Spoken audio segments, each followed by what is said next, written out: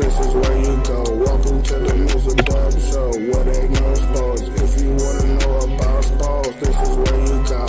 First time, touchdown, first time, touchdown, yeah. First time, touchdown, first time, touchdown, yeah. First time, touchdown, first time, touchdown, yeah. First time, touchdown, first time, touchdown, yeah. Touchdown, yeah.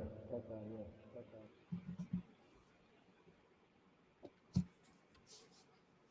Well, it's time to party like it's 1972, because right now the living, surviving members of the 1972 Miami Dolphins are popping their champagne bottles right now. As Indeed. nobody will be going 20-0 this season, because now with the new season 13 game or 17 games, if you were to have a perfect season, the record would be 20-0. So nobody will be going 20-0 this season. So every team has lost a game this season in the National Football League. So now we can stop talking about undefeated talk and just, get right to it. Right now, in the top of bottom of the third, the Texas Rangers have a 1-0 lead on the Houston Astros in Game 1 of the American League Championship Series. Of course, that's the ultimate chess match between Bruce Bochy and Dusty Baker.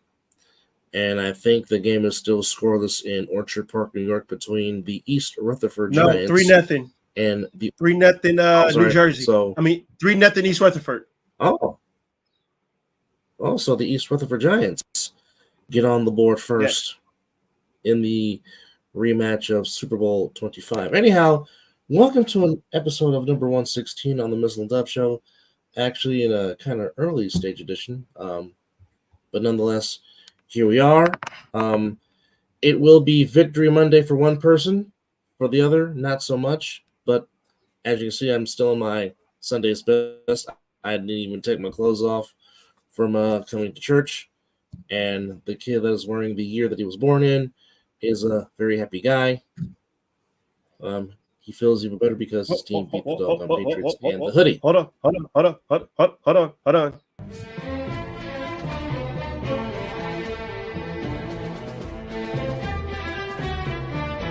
And rightfully so, he's basking in his glory.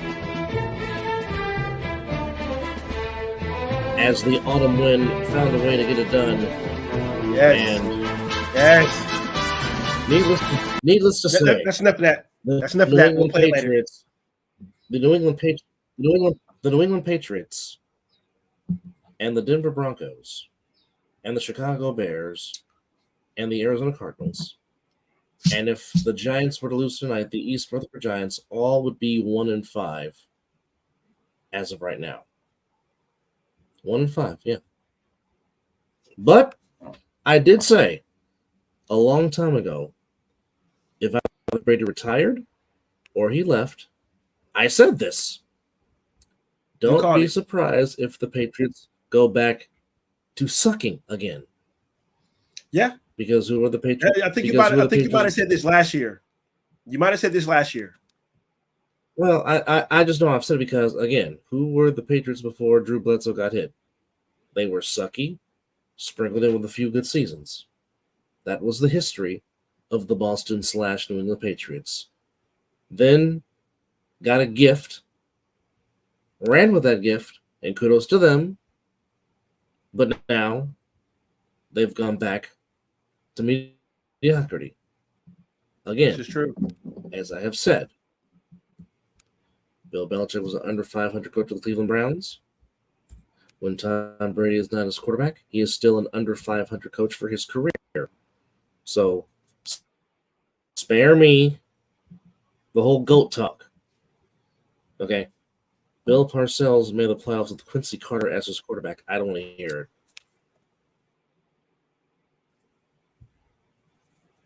Don Shula got to a Super Bowl with David Woodley as his quarterback. I don't want to hear it. Joe Gibbs won 3 Super Bowls with 3 different starting quarterbacks. I don't want to hear it.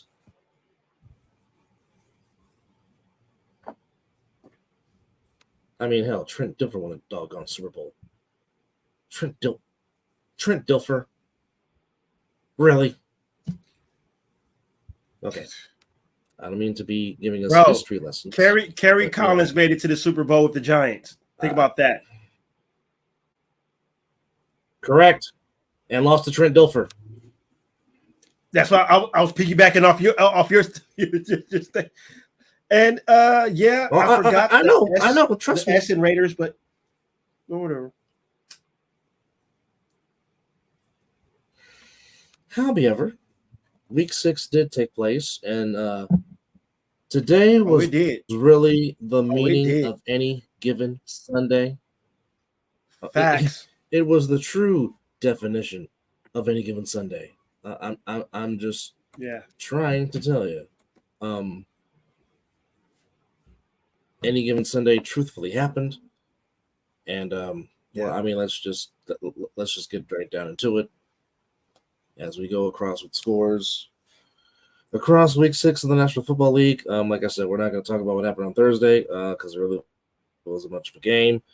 But plus, we already talked about that yesterday, last night, anyway. Yeah. But the Ravens fed off the comeback by the Titans, but the Ravens got the win. They got to 4-2. Justin Tucker is just that guy. 6 field goals.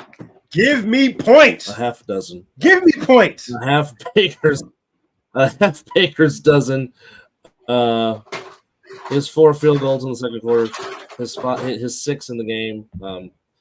Pretty much was the offense for the Ravens. Pretty much. Even though the Ravens did find the end zone once, but nonetheless, Baltimore's 4-2. They win 24-16, and here we go. Is it going to be Malik Willis, or is it going to be Levi Willis? But Tannehill got hurt, didn't come back. Well, let's talk about this with Malik Willis real quick. I want to touch on him real quick before you dabble in. The young man has very exceptional talent, but he held on to the ball too long. He should have got rid of it. And this is what you expect from a second-year player, a rookie to a second-year player. But there was multiple times that a coach should have told him, or somebody should have told him in his helmet, hey, if it's not there, get rid of it. We don't have timeouts, number 1. And 2, the clock is against us. We can't take a sack, or you can't do anything to extend the play. So if it's not there, get rid of it. But that's a teaching moment right there. But when he came off the bench, he gave the Titans a little bit of a boost. But it was just he took too long to make a decision with the football. He cost the Titans a lot of time of their comeback per se if they were going to do that. And yeah, that's all I want to say, bro. I didn't mean to cut you off, but I just want to get that out. No. I mean, this is why we do a show and talk about this, because again, it's quite apparent that Ryan Tannehill is not it, or not anymore, because he can't finish games. And I mean, you've drafted Malik Willis and you drafted Levi Willis, or Will Levis for a particular reason. What that reason is, it remains to be seen. Because you've gone back-to-back years drafting a quarterback. And as I've always said, if he's not in your room, then you draft one until you find him. And I will forever be a proponent of that. If your quarterback is not there in your room. I'm 50-50 on that, because what if there's a player that you can, if you already, like for my Raiders, we drafted Aiden O'Connell last year, but now the nation is talking about take for Caleb Williams or get May. I'm like, no. We drafted Aiden O'Connell. Let's try to bring him up. Don't waste a pick on that. We can get somebody on the defensive side of the ball, or maybe get an offensive lineman. Well, here's the thing. I hear what you're saying, though. I agree with you. But my thing is this. Okay, if Josh McDaniels wasn't per se on the hot seat, I would say by all means develop O'Connell, because from what I've seen, what my eyes have seen, I was very impressed. The kid has the moxie. Yeah. The kid reads it. The kid gets it. I understand that. But unfortunately, as you know as I do, New regime, they want their new people. 100%. I get that. 100%. 100%. I mean, I'm just saying because, again, how many things have been based on if you have the quarterback or not? And again, some like there are just some head coaches that are just sitting lame ducks, for lack of a better term, and you're just like, well, what's going on? What it is what it is. However, yeah. It's just the Tennessee Titans and Mike Vrabel have a situation, or they have they have something that they need to figure out. Otherwise, you might have to go back to the drawing board yet again if you feel like you don't have your guy there. And that's here nor there. But nonetheless, at the end of the day, Titans lose by 8. The Ravens get the win. Hell of a game, though. 16. Hell of a game. That was the hell of a game. Yes. I mean the Ravens let the Titans hang. Came down to the defense needing to make a stop, and the Ravens defense did make a stop. Hence why they are 4-2 and are leading in the division. But yet, here comes that team from Cincinnati that wears orange and black and has the tiger stripes. Again, wait, I don't know why this has to happen open their mouth year. About Joe Burrow. That was a mistake. For whatever reason, I don't know why this is. I don't know why the Bengals have to get off to 500 starts in order for them to wake up, but they've won 2 in a row. No, they've won 3. They've won 2 in a row after starting 1-3, and here they are 3-3, back in the thick of the playoff chase. Got enough defense and got the win over the Seahawks, 17-13. Again, I Joe Burrow really, he really doesn't give a damn. He truthfully doesn't. It doesn't matter what people say. He knows himself, and he is confident about his play. And somehow he just finds a way to rally his football team, which is why under this regime, under Zach Robinson or Zach Taylor, I don't know if it's Zach Taylor or Zach Robinson. I want to say it's Zach Taylor. It's Zach Taylor. Zach Taylor. Under Zach Taylor, it's just the Bengals just find a way to get it right and start peaking. So don't be surprised if the Cincinnati Bengals start taking off from here. I'm just saying. Anyhow, Bengals get the win over the Seahawks, 17-13. And it was the same exact score of the Titans and Ravens game as the Commanders, and Sam Howell throws 3 touchdown passes. When Sam Howell takes care of the football, he can show you how dynamic he can really, really be. Let me stop you right there. I agree with your statement. If Sam Howell does protect the football, but his offensive line has to protect him for him to protect the football. Yes, I agree.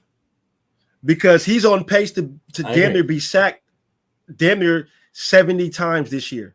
And that will be, I believe, an NFL record if a quarterback gets sacked 70 times in a year.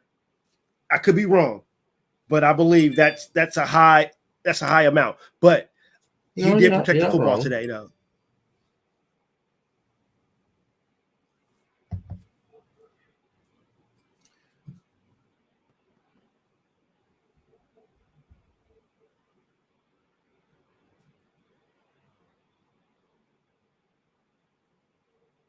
Okay, you Go were for it, trying brother. to say something, and then I I thought you were trying to say something. Okay, well, anyhow, the Commanders get the win. Excuse the pause, ladies and gentlemen. I finished.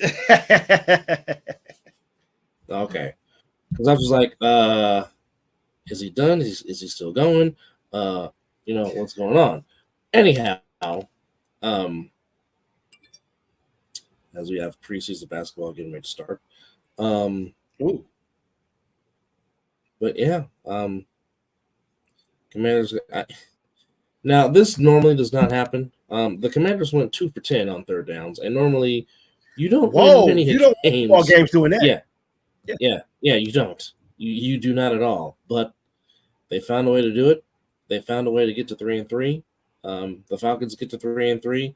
I'm shocked that they let Desmond throw the ball 47 times, but you cannot throw 3 interceptions, and that was the difference in the game. But hey, Drake London, give me some points, kid. About time they started throwing you the football. 9 catches for $125. But the Commanders just find a way to get it done. And both teams go to 3-3. The Jacksonville Jaguars are still the Indianapolis Colts' daddy. The Colts are still their sons, as the Jaguars once again at home in Duval thrash the Colts 37-20. Colts go to 3-3. Jaguars go to 4-2. Travis Etienne finds the end zone again twice. Christian Kirk finds the end zone once. And the Jaguars do what the Jaguars do when they play the Colts. They just lay the smack at the down. Although some unfortunate news for the Colts. High draft pick Anthony Richardson. He might have season-ending. What did I say? Yeah. He might have to have season-ending surgery on his AC joint, which would be not cool. That would put his rookie season to end. So we will keep about that as we get more information. But at the same time, that sucks, man. He has tremendous talent. Yeah, it does. But you cannot have Gardner Minshew throw the ball 55 times. You just can't. There has to be some balance. Yeah, he threw the ball 55 times. No, you can't do that. You can't do that. And wait, they had Jonathan Taylor and Zach Moss, correct? And he still threw the ball 55 times? No. Yeah. No. But here's the thing. Here's the thing. Now, if you look at it, now yes, it will go down as a 17-point win for the Jaguars. However, the Colts were 6-17 on third down, 3-6 on fourth down. They ran more plays than the Jaguars. Actually led in time of possession, but the key thing is the Jaguars were +3 in the turnover margin because the Jaguars forced 4 turnovers and the Colts only forced 1. So if you can look this information up for me, brother, when is the last time the Jaguars lost to the Colts? Because it seems like for the past 4 or 5, in Jacksonville, it seems like the 3, 4, 5 years, it ain't been good for the Colts, including last year where all the Colts had to do was win in Duval to get into the playoffs, and they dropped a big egg. So it's ridiculous what's going on down there in Duval. They seem to just, when the horseshoe shows up, they tend to play good football.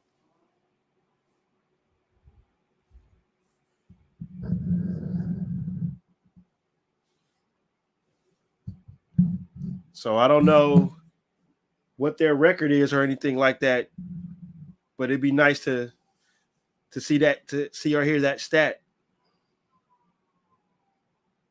Well, I'm trying to find it. Hold on. That's okay. As the New York Giants just punted, it's 3-0 with 11:40 left in the second quarter. Buffalo is receiving the ball, and the Giants are wearing their all whites, and the Bills are wearing their all reds. Yeah, they're wearing the Giants are wearing the old school Lawrence Taylor jerseys. Yes, the Super Bowl years. Yes. I'm trying to find when was the last time they actually won in Jacksonville. Yeah.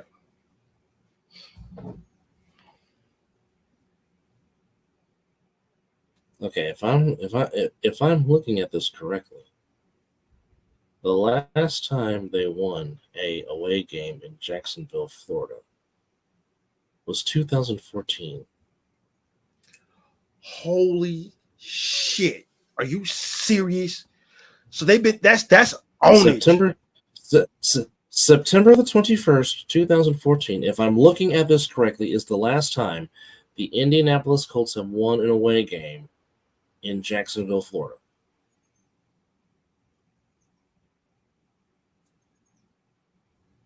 Yeah. Wow. Yeah, last time they won a home game, last time they won in that stadium was September the 21st, 2014. So it has been 9 years since the last. So that means they've been splitting games, victories for 9 years. So nobody has swept in 9 years. No, the Jaguars swept them last year. Facts. Wow. That is wow. Yeah. They just don't know how to play football in Duval. It's mind-boggling. But nonetheless, the Jaguars get the win. They're 4-2, and they are back in first place in the AFC South. However, I certainly got this game wrong, but DeMeco Ryans has got the Houston Texans playing some very good football. I'm riding it, bro. I'm riding it, bro. Until I see otherwise, I'm riding it. You are definitely riding the DeMeco Ryans train, and rightfully so. I'm drinking the Kool-Aid, and I don't. It's just something about something that comes out of Santa Clara that just I have a feel for that they're going to be good coaches. Mike McDaniels, I said that was going to turn around the damn Dolphins. We preached Robert Saleh for years. The moment that the Jets got him, and now DeMeco Ryans is just the same. And just what makes it more spectacular and beautiful is that he played for that organization.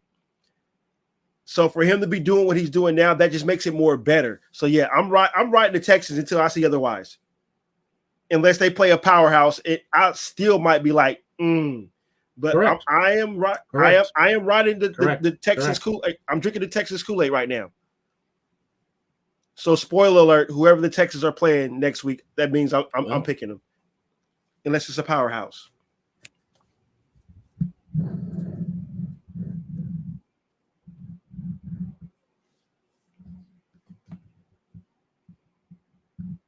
Uh-oh.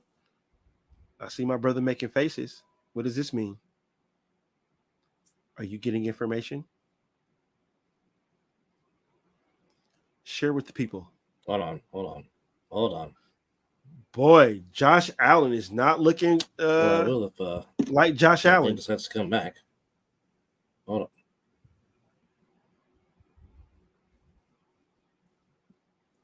Josh Allen is not seeing the field right now. Well, but here's the thing. Brian Dable wants to beat the Bills because that's where he came from. Because that's where he came from. Coaching job. Yeah. 100%. So I'm pretty 100%. Sure the Giants have some extra motivation to beat the Bills. Not just that Tyrod Taylor wants to prove something because he was once another former Bill. No good. Actually, was the starting quarterback the last time the Bills. So there's a. Oh boy. Wide right. It is still 1-0 Rangers in Game 1 of the American League Championship Series. Uh-oh. Okay. Bills fans have heard that before. As you Giants. Super Bowl 25. As you update baseball, as you're updating baseball, I'll update football. Yeah, that was wide right. Still 3-0 in the second quarter. New York East Rutherford gets the ball back. You will have to wait until next. You'll have to wait until the fourth Sunday to pick the Texans again because they're in the bye week. Okay. So yeah, well, who do they got after the bye week? But I will say this. It will be the match of the number 1 and number 2 quarterbacks taken from this year's draft when they meet on the 29th. It will be C.J. Stroud versus Bryce Young in Charlotte, North Carolina. I'm still picking the Texans to win that game. Just for the simple fact of the matter, the defense is better. The Texans have a better defense than the Carolina Panthers right now. I get it. I get it. I understand. It's just something that it's something what's going on right now that DeMeco Ryans got that team, It almost how I feel about Dan Campbell. How Dan Campbell took over the Lions. That's how I feel about what DeMeco Ryans is doing with the Texans. Whatever he is spewing in that locker room, they are buying. And they are playing damn good football right now. You're not wrong. See. You are not so wrong. I'm intrigued. See, I'm very intrigued. I missed that show. I really that's why we got to get Pops on the show so he can do that. That's why we got to get Pops on the show. Just for him to do that.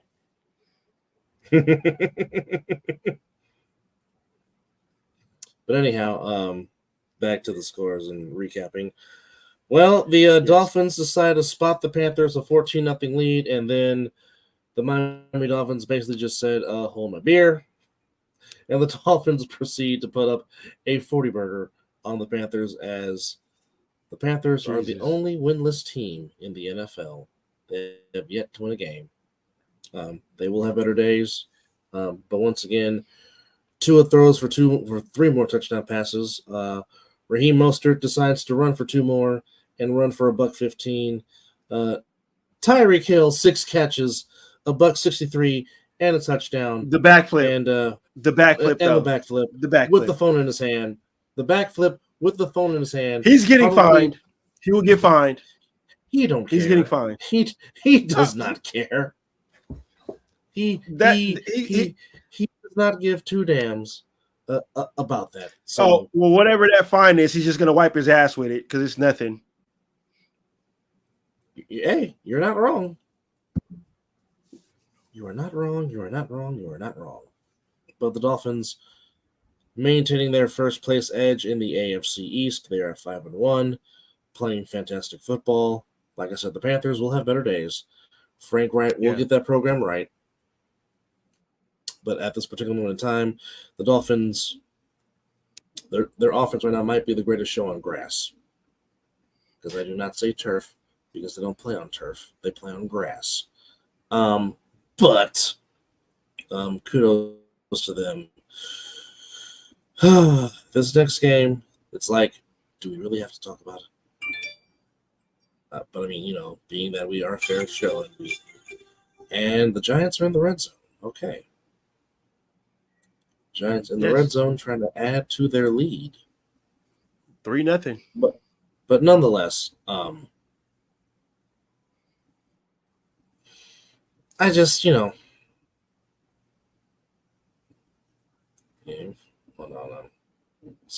We're still sitting on invites to people that want to be on the show. So if you want to be on the show, hey.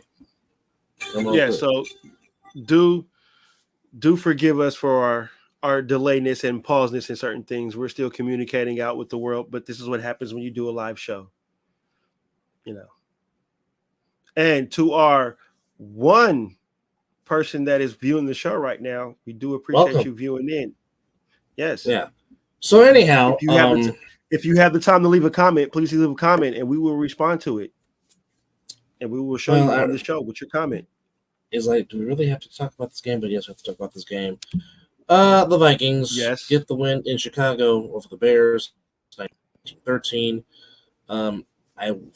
If I read this correctly, it's a dislocated thumb for Justin Fields. If I'm is it his throwing hand? It looked like I thought I saw throwing hand.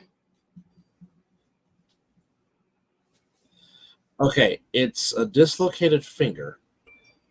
I don't know if it is his throwing hand or not. Okay.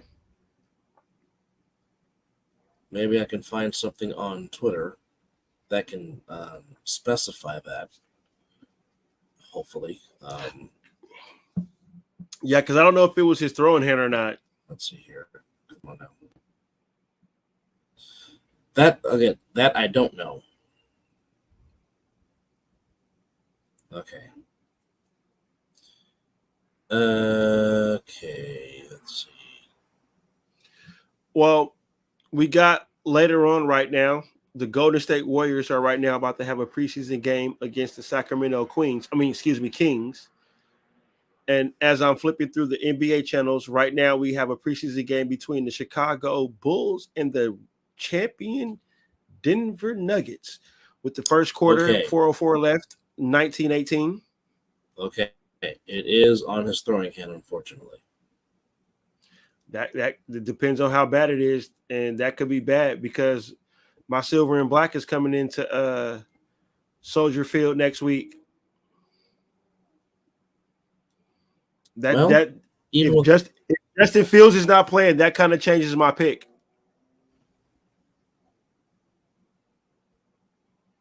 Yeah, it possibly could.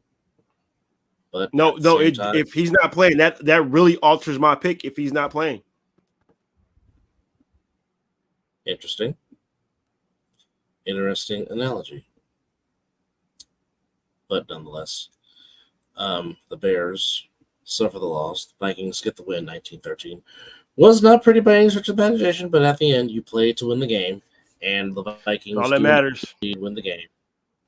Oh yeah, that's the only thing that matters is winning the game. And that's all there is to it. The Vikings go to 2-4.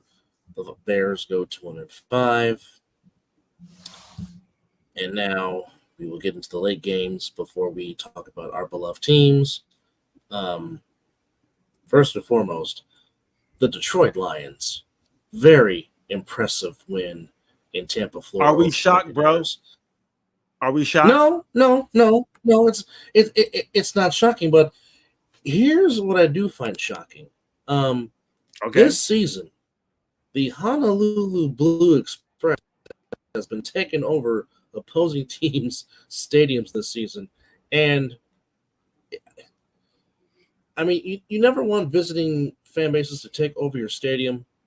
But in the case of the Detroit Lions, it really is truthfully a beautiful thing to see because this fan base, like your fan base, has been long-suffering, and they have been loyal as all get down to this team.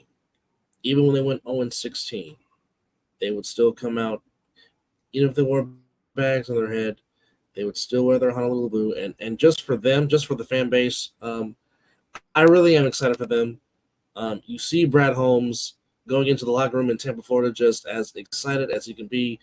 Him and this program that Dan Campbell has put together, again, ever since this show has started, we have been hyping the Lions, and we've been saying the Lions are on their way, especially with this this tandem of Dan Campbell and Brad Holmes, and you're starting to see it. Jared Goff, some would say he's been the forgotten man. He only threw for 353 today. That's all, and 2 touchdowns. Only. And Amon-Ra St. Brown just continues to be that dog. He give me still points. Playing with a chip on his shoulder. He is still playing like all these people that drafted before me. I'm keeping receipts. Only caught 12 catches for $124 and scored a touchdown. But the block by Josh Reynolds to spring him to the end zone on that touchdown was that's how you block downfield for your teammate, trying to get your teammate into the end zone. But the Lions 5-1 in clear command of the NFC North. And I'm telling you, man, we picked the Lions to win the division. And we did. I know one of their biggest fans. I mean, I legitimately know 2 Lions fans. One I used to work with, and of course, my I know what my supervisor. Duncan. My supervisor is a Lions fan. So I know Mr. Duggan is pleased with how his beloved Lions are playing, and rightfully so. Yeah, playing good football. That's very good football. Not the way you want to come off the bye week if you're the Tampa Bay Buccaneers. They just look lethargic. They just look slow, but you have to credit the Lions defense. The Lions defense was very, very spectacular. And yes, it was great to see the creamsicles, the original Buccaneer colors and Bucko Bruce, but it was. The fight, it was. The fight in the NFC South continues between the Saints and the Buccaneers, but the Buccaneers still maintain first place in the NFC South by their tie-breaking win over the Saints and the Falcons. The Rams took care of business against the Cardinals 26-9. As the Rams are 3-3, Cooper Kupp finds the end zone for the first time this season as Stafford was efficient, but Mr. Kyron Williams, the rookie from the Fighting Irish of Notre Dame, was outstanding on the ground today. 20 carries, 158 yards. It's a good day for Notre Dame players, isn't it? Isn't it crazy how Notre Dame wins? Notre Dame beats USC. Yes, it is. And then Notre Dame NFL players damn near have good games. It's wow. And Cooper Kupp, another 100-yard day, 7 catches, 148 yards, and a touchdown. So yeah, he finds the end zone for the first time ever this season as the Rams get back to 500 with the huge win of 26-9.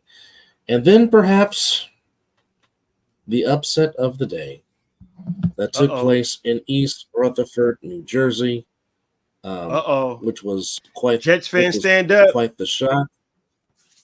Jets fans stand up. The East Rutherford Jets. Here we go. Find a way to beat the Eagles by a final score of 20-14. And me and you both took L's on this one, right? Yes, we did. Well, like I said, the rule is if you're undefeated, until you get beat, until they beat you, I'm around with you. Indeed. The Eagles just look lethargic. Sorry to cousin. Sorry to cousin. You know, this is all about trying to get W's. It ain't nothing personal, but stand up, East Rutherford. Stand up, Jets. Y'all earned this one. This was beautiful. And you're back to 500. You're 3-3. I mean, the Jets with defense Zach was Wilson. Yes, the Jets defense was constantly giving pressure on Jalen Hurts, and Jalen Hurts was in a giving mood today with 3 interceptions, threw for 200 yards, threw a touchdown, but the last interception proved to be the back burner, as one play after that, Breece Hall found the end zone, and the Jets defense held him off with a big No. Let me stop you right there. You better say his name right. It's Breece Lightning. Okay, we have a supporter that's a Jets fan. We're gonna get his name right. That's his name for him. That's his name for him. Me being a broadcaster, his name is Breece Hall. No, I know. So I'll let the Jets fan call him that. I had to throw that in there. But Breece Hall found the end zone after the interception, and the Jets defense holds, and they get a big win. Big win.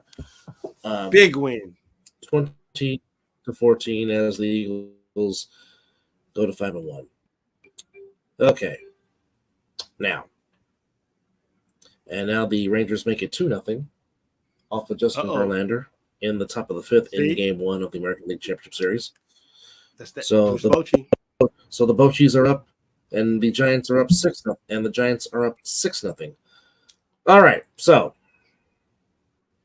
all week long, I kept saying this was a trap game.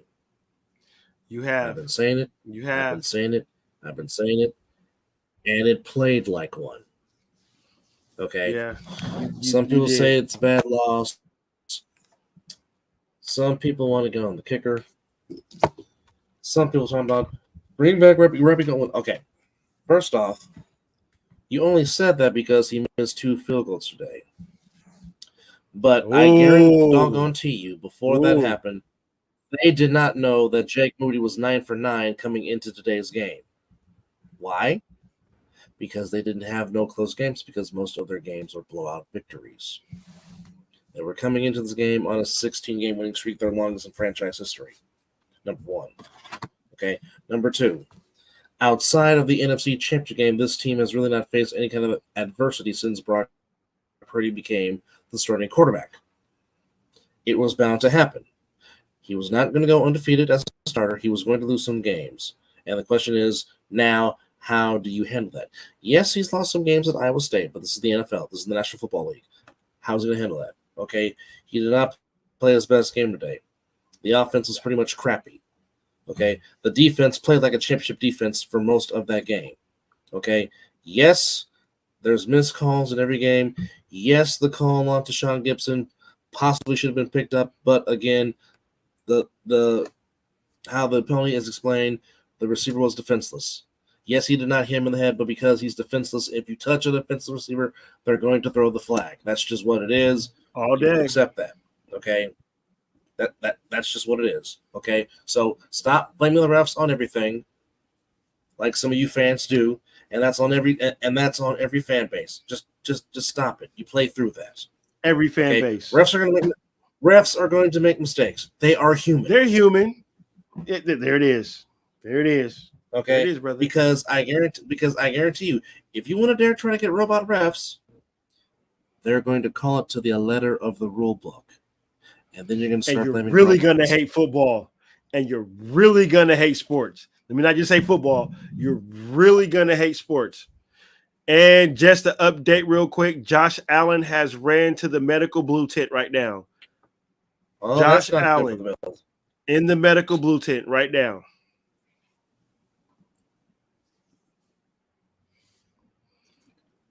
And as their backup Allen hands off the football, he gets about maybe 5 yards as the East Rutherford Giants are up 6-0 with 4:42 and counting going in the second quarter. And furthermore, I've been saying, stop running Christian McCaffrey into the ground. That's how he got hurt in Carolina. Have we not learned from our past? You guys traded for him. I have. You said that the moment you guys traded for him. You have Jordan Mason. You have Ty Davis. You had Elijah Mitchell that just came back today. You got 3 capable running backs to complement Christian McCaffrey. Now he's nursing an oblique injury. And me personally, if I'm the training staff, I'm like, you're not playing next Monday night. Because if you ever had an oblique injury, I've never had it, but an oblique, you don't know. The only thing you can do is rest it. That's it. There's no regimen on how you deal with an oblique injury. Now, granted, CMC tried to get back in there. He tried to play, but again, it's an oblique. It's one of those weird things that you don't know that you have it until you hurt it. Okay? But if it's me, I'm like, no, you're sitting next week in Minnesota against the Vikings because I need you for the stretch run. That's when I need you. And I think your defense can handle the game without Christian McCaffrey playing in that game. You guys don't really need him for that game. The defense played their butts off today. Okay, the Browns only scored 19 points, and the Browns had to earn those 19 points. It was like the Browns were going up and down the field. And some people say, well, yeah, they lost to a third-string quarterback. It was a defensive battle. So what? It was a defensive battle. No, this game was all about defense. Jim Schwartz is a very good defensive coach. Facts. And I've been saying all year, and I even said it on the freaking preview show for the NFL. I said the Browns are my sleeper team because I like their defense. Yeah. Also, not the fact of the matter that Jim Schwartz was a good NFL coach, even though he was coaching the Lions, but he was a damn good NFL coach. I kind of felt like he was that if they would have gave him the leverage that they're giving Dan Campbell when he was coaching the Lions could be where they are right now with Campbell. But I understand how this business is. Okay. And I've been saying all year, the Browns should be 4-1.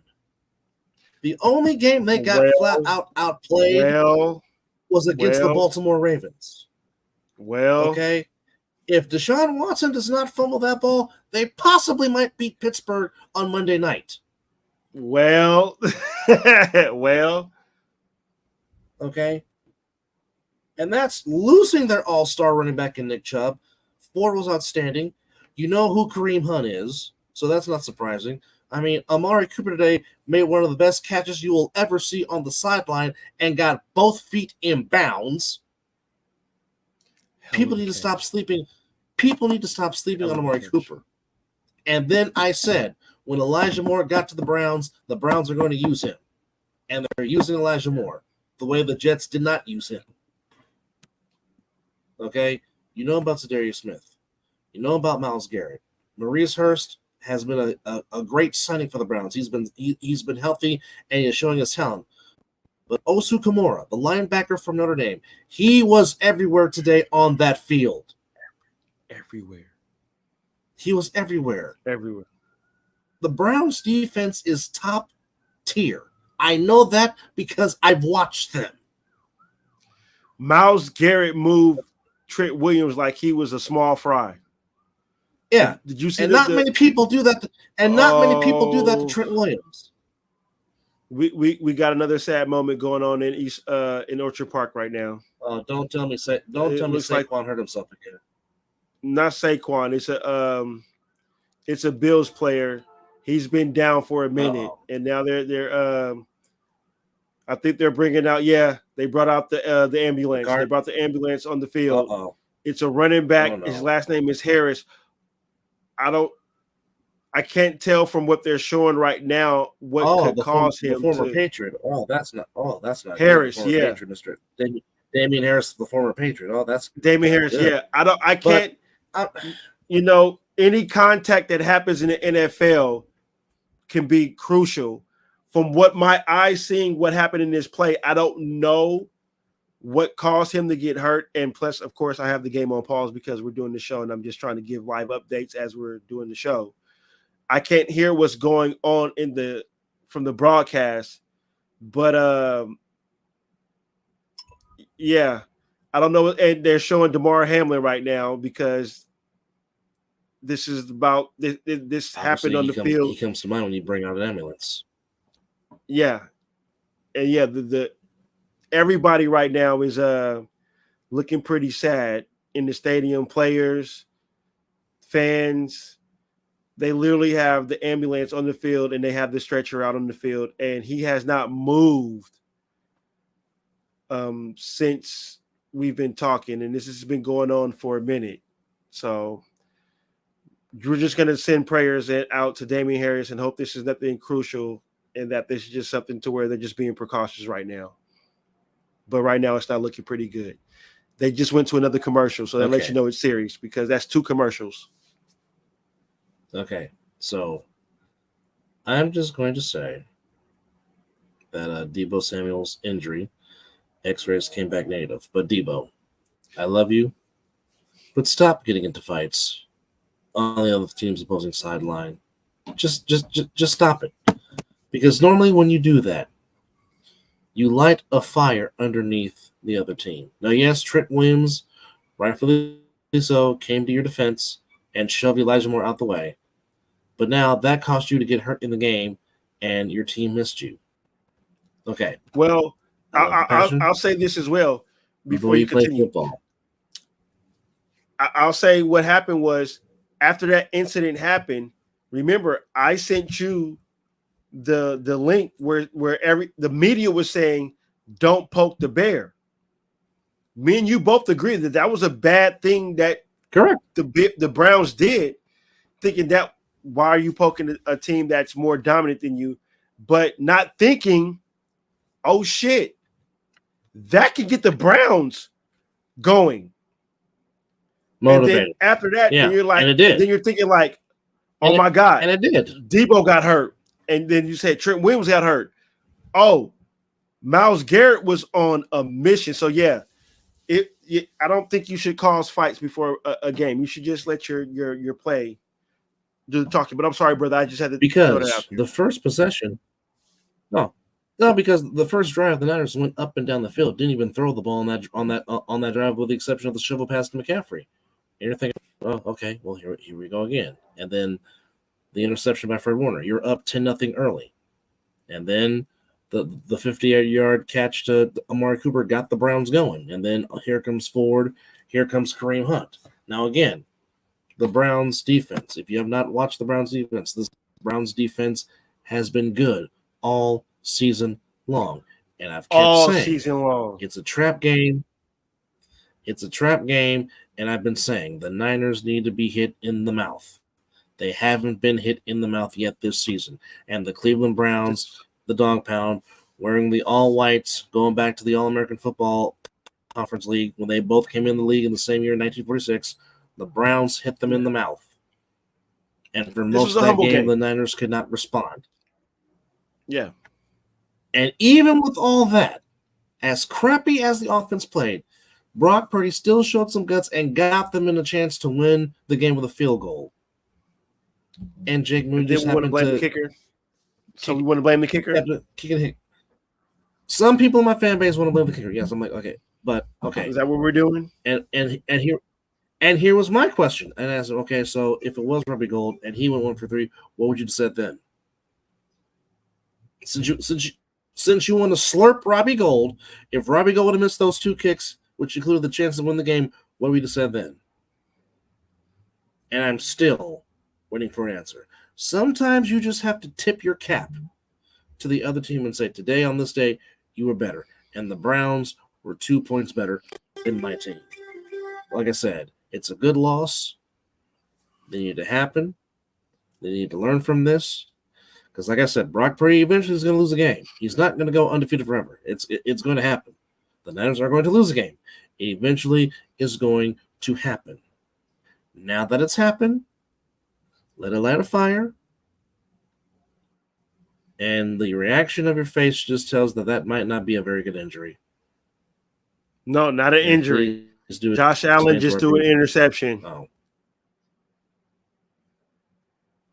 Uh-oh. Well, motivation for these Rutherford Giants. Anyhow, like I said, there's just some people in certain fan bases that really just need to shut up. You just do.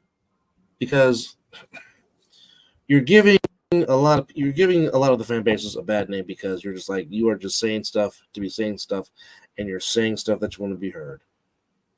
Okay? Now, Kyle Shanahan, I'm going to say this to you again. Stop running Christian McCaffrey into the ground. You got 3 other running backs you can utilize. You've been saying that for the past few weeks, brother.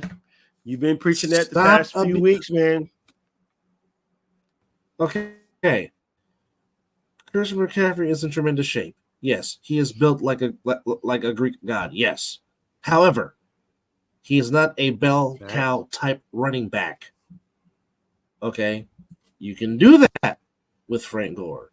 You can do that with Garrison Hurst. You could have done that with Ricky Waters. And you dang sure could have done that with Roger High-Knees Craig and Wendell Tyler. You can't do that with Christian McCaffrey. It's been proven he's not a bell cow running back because they tried to do that in Carolina. And guess what happened? He kept getting injury prone, which eventually led him to getting traded to my team, which I'm very happy he is. But you don't need to run the boy into the ground. That's why you have running backs by committee. Okay? Take a page from your dad. I guarantee you your dad would have not ran Terrell Davis into the ground like he did. I guarantee you he would have utilized Terrell Davis like he did Alandis Gary, like he did Clinton Portis, like he did Mike Anderson. Hello. I mean, how many freaking running backs did Denver have go for 1,000 yards with no names? Come on now. Take a picture of your dad. Damn.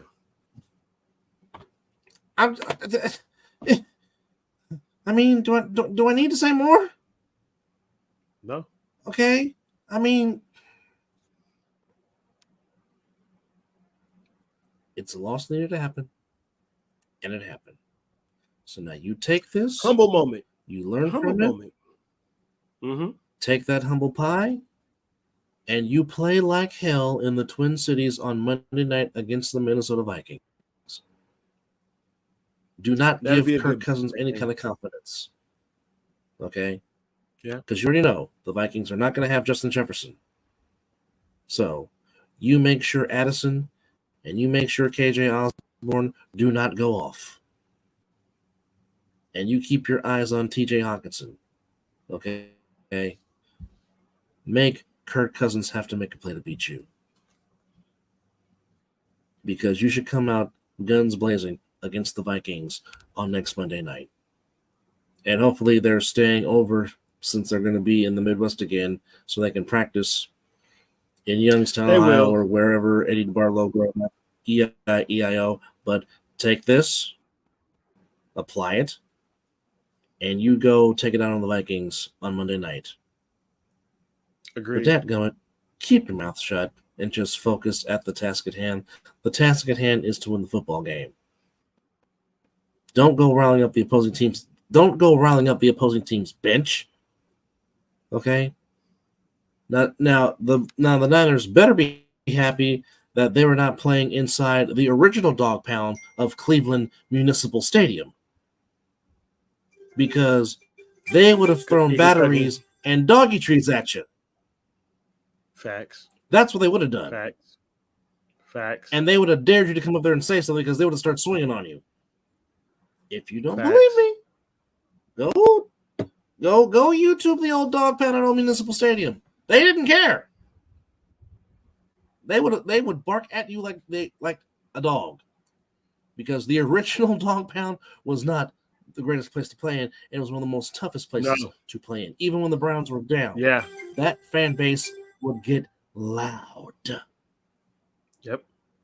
Which is why Cleveland Municipal Stadium is one of my ask the Denver Broncos logo about playing in that stadium. Yeah. And even though he made one of the great drives of all time in that stadium, the Browns fan base let him hear it throughout the whole entire drive. But nonetheless, kudos to Kevin Stefanski. Kudos to Jim Schwartz and the Browns defense. They got the job done and did what they had to do to give the Niners their first loss of the season. So, again, the Niners are going to be fine. It's their first loss. They were not going to go undefeated. They're still right there in the top tier with the Eagles. So everybody, calm the heck down. It's one flipping loss. What did Aaron Rodgers say? Relax. RELA. Relax. As me being a Raider fan and seeing the Empire just lose their shit after losing this one game. Yes, you should have beat the Browns 100%. I picked you guys to beat the Browns. But what I'm just saying is, as my brother just said, indulge in that humble pie. Take that film and understand what you did wrong in that film. This is a learning curve. I mean, if you win everything, how do you understand to lose if you don't lose? You have to learn how to lose. I guarantee you, Brock's going to have a good game Monday night. I'm telling you that right now. I guarantee it. Brock Purdy is going to bounce back. I don't doubt that at all. A good game against the Vikings on Monday night. I'm just telling you what I'm telling you. I have watched too much football in my 40 years of existence. I have seen this. He's going to bounce back. He's going to be fine, because Brock Purdy is not molded like a lot of young quarterbacks. He has a passion. He has a fire. He has a desire to win. And I guarantee you, he will get back in that film room and correct his mistakes and be like, okay, I'm ready to go. I'm ready to go Monday night. And hopefully his team will follow suit. Yep. Like I said, if I am the Niners, like CMC, no, you're resting. I know you want to go, but no. I don't think he's needed down the road. I don't think you don't. You right definitely don't need him for this game.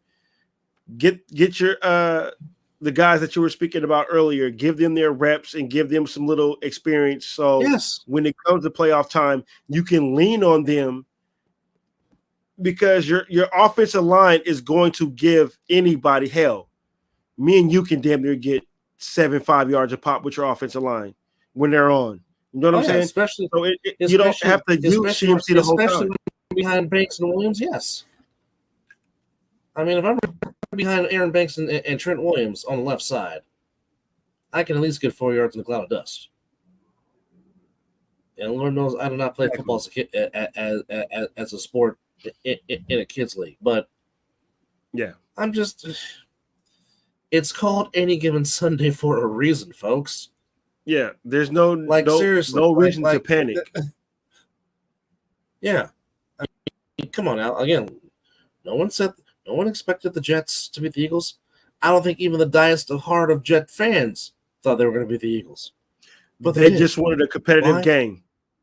When you hear a fan say they want a competitive game, there's no confidence that they were going to win.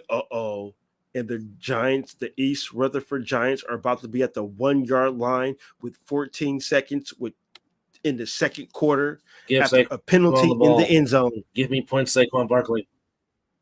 Give me points, 26. But I just tell you this: when you ever hear a fan say they want a competitive game, they know their team doesn't technically have a chance in hell to win that game, but they just really want their team to show up and just show that there's a fight out of them instead of just laying down and getting blown out. So, but for the Jets to beat the Eagles, that is a good thing, though. That's a good thing, though. Damian Harris did give up the thumbs up as he was leaving in the ambulance, so that's a good sign. That's a good thing. He did. He did. That's a good thing. So definitely prayers are with Damian Harris, Bills running back, as he was taken off in an ambulance, and hopefully he is okay. Well, I question what just happened here in East Rutherford. The Giants tried to run the ball with no timeouts, with 10 seconds left in the game, and they ran the ball with no timeouts. What the fuck were they thinking? And Dabo is now talking to Tyrod Taylor and having a conversation as they're walking off the field. But I'm not angry at Tyrod Taylor. You called that play. You called that play into him. And so why are you talking to him? Did you want him to check out of it, or did he check to a run? I don't understand. That's the question. So the Giants are yet imploding. That's the question. They do good, but yet and still they do not make a smart play call. And yeah, I can say, okay, let me take that back. So the footage just showed that Brian Daboll was yelling at his offensive coordinator. But here's the thing with that. You are the head coach, and you can hear what your offensive coordinator is calling. You can veto that call if you want. Correct.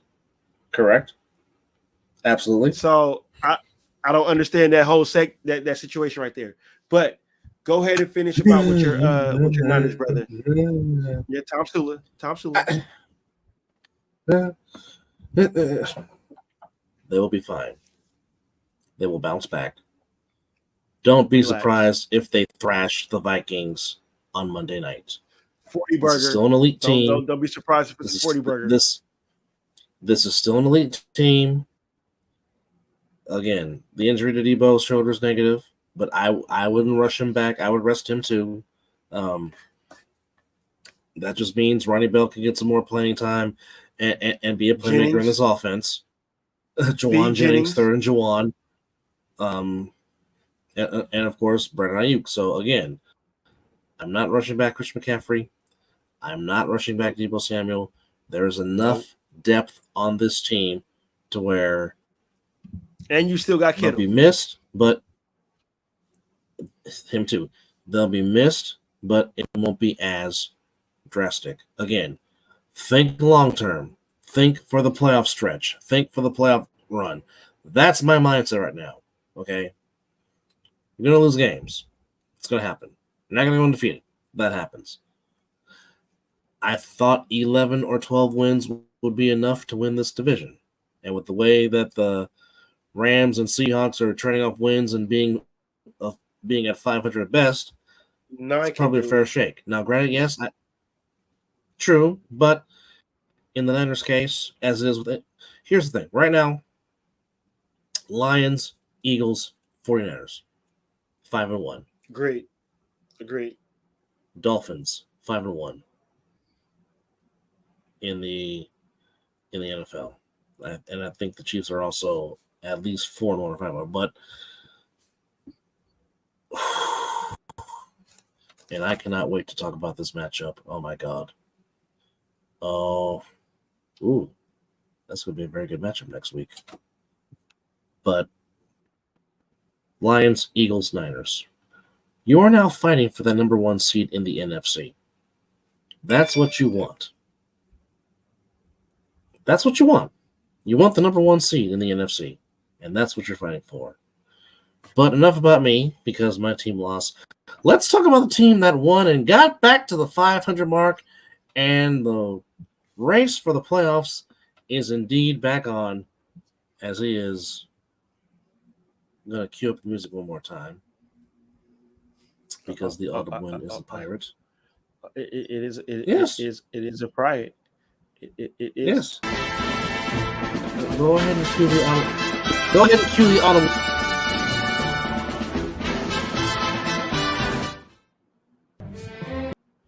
But nonetheless, they're playing their favorable schedule, and they got the win over the Patriots.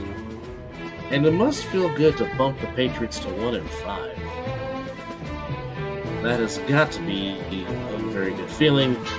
My good sir, the floor is yours to talk about your Raiders getting back to 500, number 1, most importantly, and number 2, getting back in the thick of the wild card race. The floor is yours. Well, I started off and say with this, I still do not trust Josh McDaniels.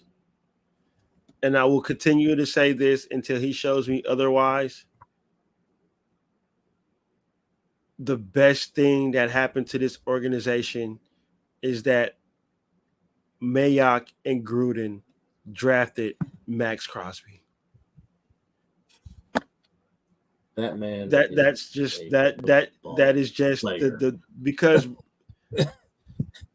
that man is a football player. That man lives and breathes football. I mean, I was pissed off at him earlier because of a bonehead thing that he did, and it was soft, but I understand he has to understand that's the way this league is going right now. We're protecting the quarterback. The quarterback is protected in this now NFL. But after he got that penalty, he just said, you know what? Fuck it. I'm going to end it myself. I fucked up, but put this on my shoulders. First off, and another thing is prayers out to Jimmy Garoppolo, even though I do not want Jimmy as my quarterback, but yet and still, he's still a human being. And he took an ambulance to the hospital after being hurt with a back injury. So regardless of that he's my quarterback, he is still a human being. So prayers out to Jimmy Garoppolo. Hope it ain't too bad. But Brian Hoyer, who I was real hard on because I never wanted him to be the backup, but let's just come out here and we're just going to throw a bomb to Trey, to the rookie Trey, and just command the offense and just not do too much. But here's the thing that pisses me off about Josh McDaniels. If he does the same thing with the rookie in Inglewood, we win that game. I don't understand why he feeds Josh Jacobs now. And I don't know. The defense, we have an identity on defense right now. The term is once you get one turnover, it becomes contagious. Because yet again, the defense got yet another turnover. They could have had multiple. Marcus Peters could have had yet another interception. But Trayvon Moorick has been playing his tail off. Lights out. The last few. Lights out since after week 1. He's been playing his tail off the last few weeks. And it has been showing. Yeah. So I'm gonna pull the reins back a little bit talking about Patrick Graham because yet again, the defense played tremendous. I mean, they had a spurt because your defense is never going to be 100%. There's going to be times to where they're going to falter and they're going to give up a drive because, any given Sunday, as you say. But The defense yet again wins a game for a stagnant offense. That's one of the top 5 highest paid offenses in the NFL. And yet again, they still couldn't put up 20 points. It took Max Crosby to get that safety for the Raiders to finally score 20 points. Yeah. So that to me is still a mind-boggling. Josh McDaniels is still in the hot seat because yet again, his offensive play calling is still horrendous.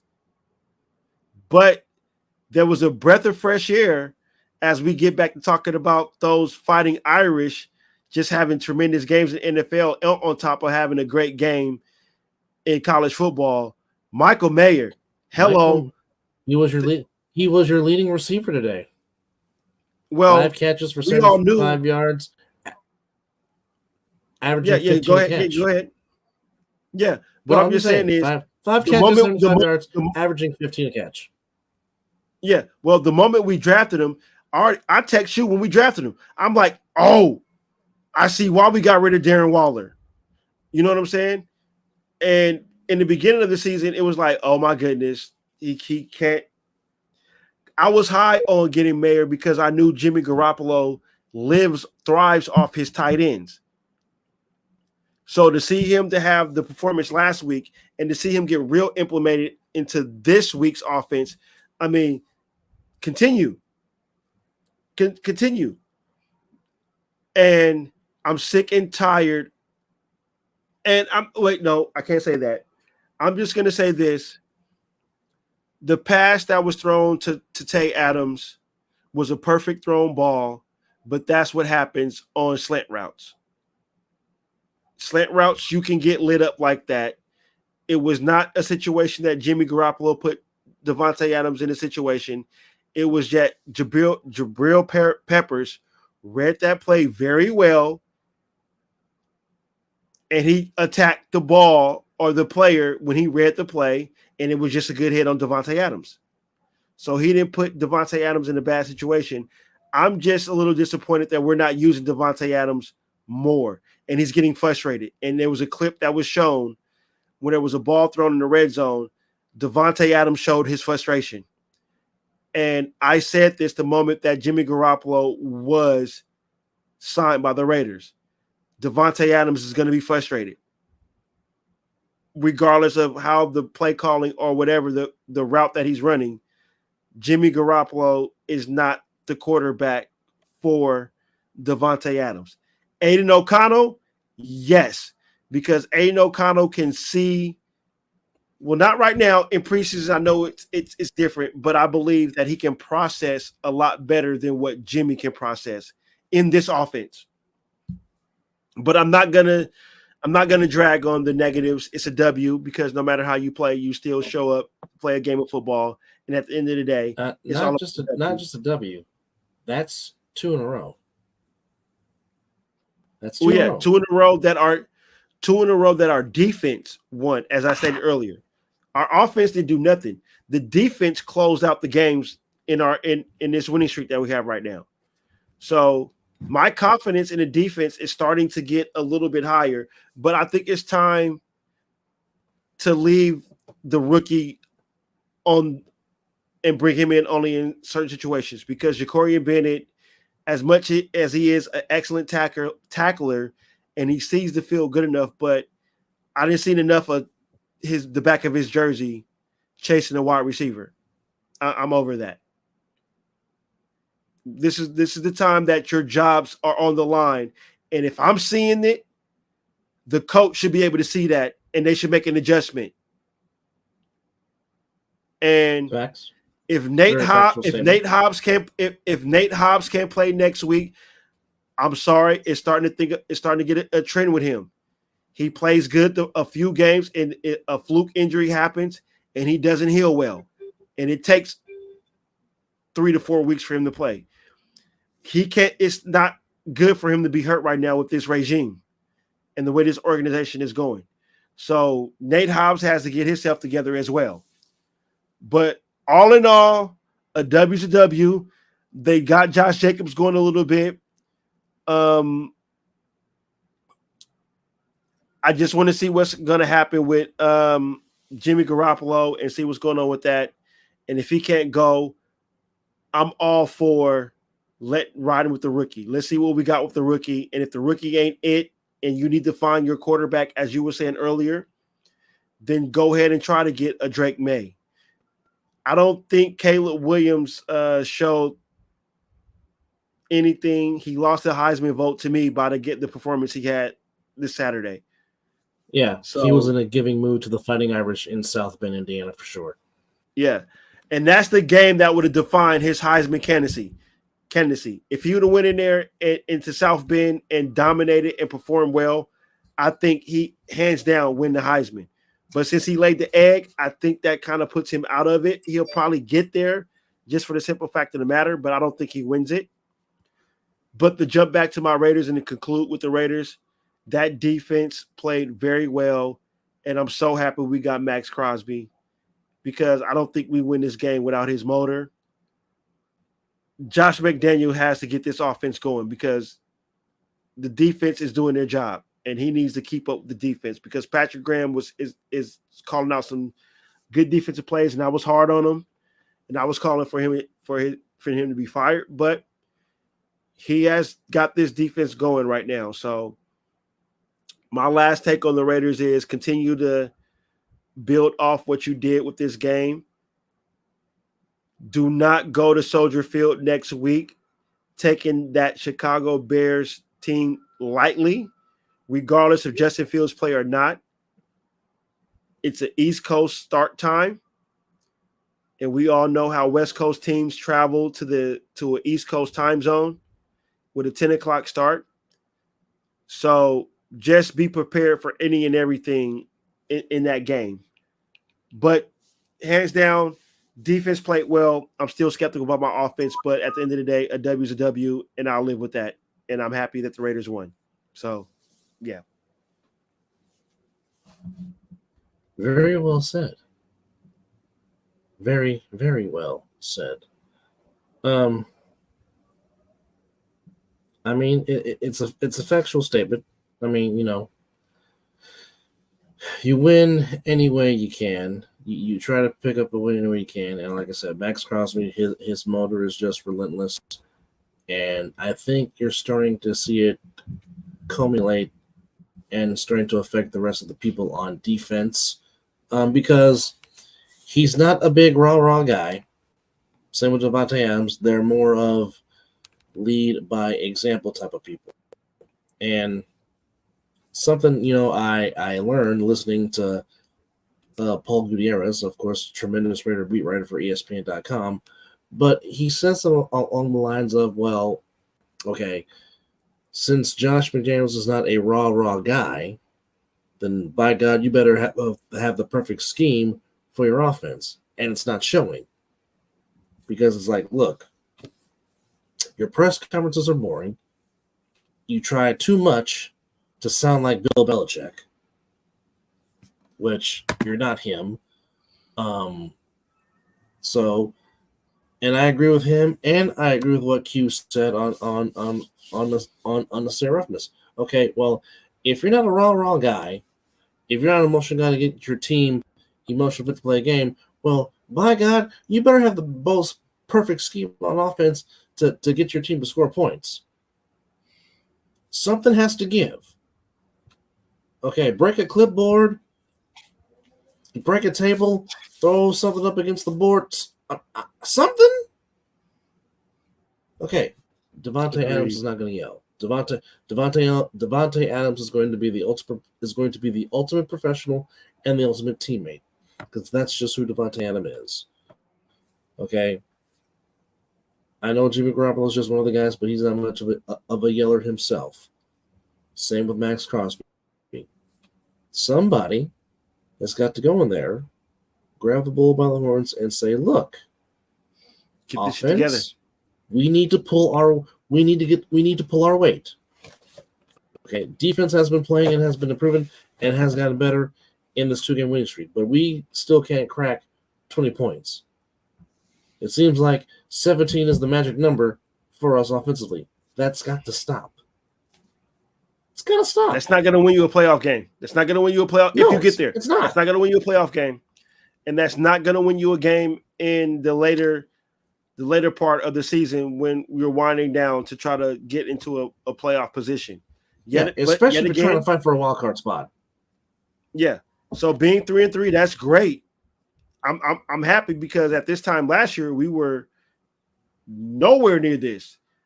But you have to compliment this defense right now. They're playing lights out. They're playing real good football. And I know the Baltimore Ravens won a Super Bowl solely on their defense, i.e. Trent Dilfer, and fuck that team that won that because Sarah Gooser fat ass fell on my quarterback, which they knew what to do. Take out Rich Gannon, that whole team falters. But nonetheless, that defense won them a Super Bowl. It was not Trent Dilfer. And I wish a Baltimore Raven fan will come on here if anybody watch it and tell me any different. But that generational type of football, this football right now, you have to have somewhat of a complementary offense to go with a good defense. Now, I feel a little more comfortable with Jimmy G being our quarterback if the defense continues to play the way they're playing right now, because that's slightly a piece. I'm not trying to compare my defense to your organization, my brother. But when Jimmy G was doing his thing, the defense was stout. I mean, you guys have been having a stout defense for a long time. So if our defense can play the way they're playing, that can kind of complement Jimmy G because he's not going to be like, i.e. Derek Carr with the fourth quarter comebacks that can throw the ball down the field, i.e. as Hoyer showed you, we can stretch the ball a little bit if we don't have Jimmy. Jimmy's going to be between 10 to 15 yards, slant routes, comeback routes, out routes. Alex Smith. Deep balls are not going to do that for you. So if that's going to happen, the defense is going to have to continue to play they've been playing. So I was just happy that we have Max Crosby, and that's how I'm going to end the statement. As I said again, thank God we have Max Crosby. Well, and like I rest my case on that.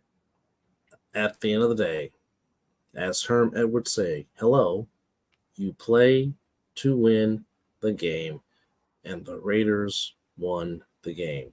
They're back to 500. That's all that matters. They're in second place in the AFC West, and they're one of those teams that is fighting for a playoff spot. There's many 3-3 teams right now in the American Football Conference. Only the Chiefs and the Dolphins are 5-1. Ravens 4-2. Everybody else is fair game. And depending on what happens between the Bills and the Giants, if the Giants maintain to keep this lead and the Bills fall to 3-3, it really is fair game for these playoff spots. Well, that sucks for my Raiders because if it comes between them and the Bills for the tiebreaker, the Bills get that because I know they the Bills get that. Yes, correct. Yeah, but I mean the only thing you do is win your games and see where it lies. Because right now, Jaguars, Ravens, Dolphins, Chiefs, Dolphins 5-1, Ravens, Jaguars 4-2. So if the Bills win, they go to 4-2. If not, they go 3-3. But you got them at 3-3. The Jets at 3-3. The Browns and Steelers, they're 3-2. The Bengals 3-3. Houston's 3-3. So it's a dogfight for these wildcard slots. And that's not to see what's going to happen tomorrow between the Inglewood Chargers and the Arlington Cowboys. Who knows what's going to happen in that game. Arlington. Go Arlington. I already told your sister I need them to fucking step up tomorrow. I don't need this bullshit. You take what the Niners did to y'all, you bottle that up into some shit, you shove it up whatever it needs to go, and you go out there and play a damn football game. I don't give it. You go beat the Chargers. That's it. That's it. Well, Dallas is minus 1.5 for those that's scary. Possibly placing a bet tomorrow. And also, because I was nervous with the Raiders being -3. And the Raiders. Damn, Raiders covered the spread, didn't they? Hold on. 21-7. Nope, they didn't. They were over because it was 21-17. Correct. And the spread, it was -3. So yeah, the spread to get covered -3, was over. They went over by 1. Somebody was pissed off. but the over under was 41.5, so it did go under. It was. Yeah, well, if you did place the bet on the under, you won some money. Yeah. If you went over under, you definitely cashed out tonight for sure. Yeah. But it was glad to see that there was not a lot of Patriot fans in the building. It was mostly it kind of felt like actually home field advantage for them today. Yes. But before we close out, we want to pay our respects and our tribute to Suzanne Summers, who lost her life at the age of 76 years old. If you don't know, if you don't remember who Suzanne Summers is, she was on Three's Company back in the 70s, and then in the 90s, she was part of the TGIF lineup with Patrick Duffy and Step by Step, playing Patrick Duffy's wife. And of course, for all of us pervs that watched infomercials back in the day, she was the originator of the Thigh Master. So there you go. But 76, died with complications from breast cancer, which again, this is Breast Cancer Awareness Month. So ladies, again, fuck go cancer. Get a mammogram, protect the tatas. Go get yourself scanned to make sure that area is good. Same with the men. Go do it because it can happen to men too. But, ladies, get that checked. And I agree with what my partner said. Screw that hideous disease. But nonetheless, I have many family members go from that. So, yeah, fuck cancer. Yeah, so kudos to Suzanne Summers. John Ritter wanted some company. And, well, Suzanne came and knocked on his door. And now John Ritter has come on, knock on our door. Indeed. For you. The kisses are hers and his Three's Company too. And by the way, Three's Company, very underrated and a very damn good TV show on ABC back in the day. If you don't know what I mean, go check it out for yourself. But anyhow, rest in peace to the legendary Suzanne Summers, gone at the age of 76. Again, our thoughts and prayers are still with the Israelites in Israel, praying for peace in the holy city. You about to open up a door because what's going on over there with their not you know what, we don't condone anything that happens negative with the killing and murder, but they're decapitating children. They have killed over 800 children. Kids. That's a sore subject with me. I don't condone on no type of killing at all, no murder, nothing like that. But that's the future. And you're knocking off the future? You can have beef with every kind of you want to have beef with, but don't fuck with the kids. They're the most innocent things in the world. It's not their fault that they're brought into this fucked up world. So we should not treat them that way. Man, you're almost about to give me the shaded chair on our live show for the kids, because that's ridiculous. I don't understand how what they're doing out there. Kids. Like I said again, murder is bad all around. I'm not trying to separate anything like that, but when it comes to the kids, maybe it's just me being a parent. That's just what it is. But I don't think even if I didn't have kids, I probably still feel the same way. It's the future. But that's another story. That's another story for another subject. I don't want to dial into that, but the kids. So let's send a deep prayer out there for what's going on out there, because this is not right. This it's just not right. All around for killing the women and children and the men out there, this is just not right. It's just. Again, I'm going to close on this. Vengeance is mine, says the Lord. I will repay. Amen. And for those that do survive, they will still get to tell their story. On that note, for those that came in to watch, we appreciate you watching it. Episode 116 is in the books. Well, you know what? We might do number 117 later on tonight and just do our picks for week 7. You never know. So we might take a little break and come back later on and give you a preview of week 7 of the National Football League. So we're going to make this announcement now. If you want to come on the show later on tonight and talk about week 7, get with Mizzle, get with me, and we'll make it happen. But in the meantime, this is episode 116. We're going to watch the rest of Sunday Night Football and the ALCS, and then we will come back on later on tonight and preview week 7. So if you want to get on for week 7 and talk about week 7, let us know. Until then, that's the winning Mizzle. I'm Dub. He's got Victory Monday. I don't. But as always, it's 5 o'clock. Some damn way. We just gonna let that beat ride out one again. Shout out to Zordak for the outro. Shout out to Rude Mouth and Young Simi for the intro. We love you guys. Oh, and not to mention, Stephen Vogt will